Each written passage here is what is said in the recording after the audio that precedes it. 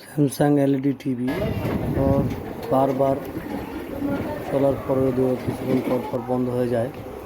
তো এই কারণে এই ট্রানজিস্টারটা বসাইলাম। আগে যে ট্রানজিস্টারটা ছিল এটা হলো আপনার 5N40। পরে আমি একটা ইনস্টল করে বসাইলাম 05N50। এটা ওইখান থেকে আমি তারটা টেনে এটা ব্যাক সাইডে লাগাইলাম। তারপরে একটা হিটসিং ছিল, হিটসিংয়ের উপরে ডিল করে এটা বসাইলাম।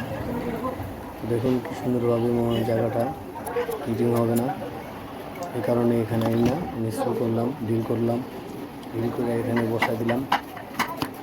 তো স্যামসাং এলইডি টিভি পাওয়ারের যে বারবার আসে চলে যায়, কিছুদিন চলার পরে এই সমস্যাটা সমাধান করতে পারলাম।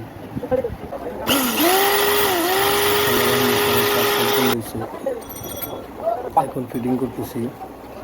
যদি আমার ভিডিওটা ভালো লাগে তাহলে লাইক এবং শেয়ার করবেন।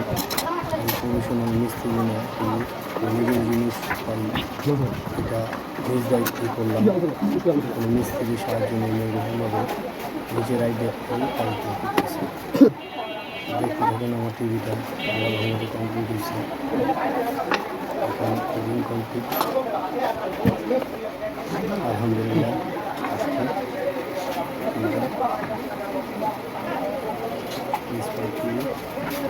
স্যামসাং